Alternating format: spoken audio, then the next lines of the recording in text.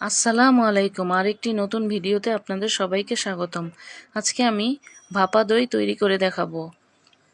এভাবে দই তৈরি করলে দইয়ের স্বাদ অন্যান্য দই থেকে খুবই মজাদার হবে।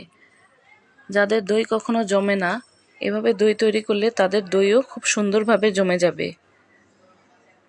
প্রথমে আমি 1 কাপ টক দইকে পাতলা একটি সুতি কাপড়ে 1 ঘন্টার জন্য পানি ঝরিয়ে নিয়েছি। পানি ঝরানো হয়ে গেলে আমি এবার একটি বলে দইটাকে ঢেলে নেব।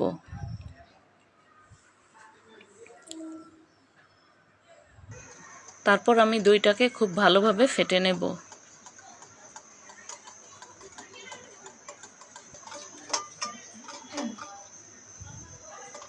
দইটা ফেটানো হয়ে গেলে আমি 1 কাপ কনডেন্স মিল্ক দিব। এখানে অবশ্যই কনডেন্স মিল্ক দিতে হবে, চিনি দেওয়া যাবে না। চিনি দিলে দই থেকে পানি বের হবে। এবার কনডেন্স মিল্ক আর দইটাকে খুব ভালোভাবে ফেটিয়ে নেব।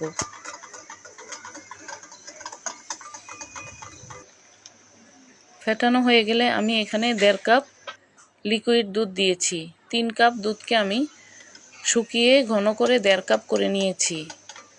এবার এই মিশ্রণটাকে খুব ভালোভাবে মিশিয়ে নিতে হবে। আমি এটাকে 3-4 মিনিটের মতো নাড়াচাড়া করে খুব ভালোভাবে মিশিয়ে নিয়েছি। এবার আমি যে পাত্রে দইটা বসাবো সেই পাত্রে এই মিশ্রণটাকে ঢেলে দেব। আপনারা চাইলে যে কোনো পাত্রে দইটাকে বসাতে পারেন। তারপর একটি পাতিলে পানি দিয়ে তারপর স্ট্যান্ড বসিয়ে আমি এই হাঁড়িটাকে পুডিংয়ের মতো ভাপে সিদ্ধ করে নেব।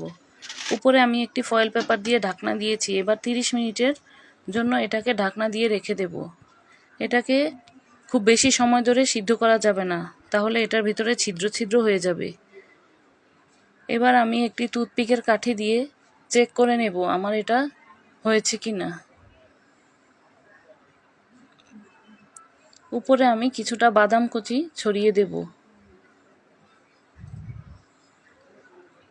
তারপর আমি এটাকে 1 ঘন্টার জন্য নর্মাল ফ্রিজে রেখে দিয়েছিলাম। ফ্রিজে রাখার কারণে দইটার স্বাদ হবে খুবই অসাধারণ। অতিথি আপ্যায়নে আপনারা এটাকে ডেজার্ট হিসাবে দিতে পারেন।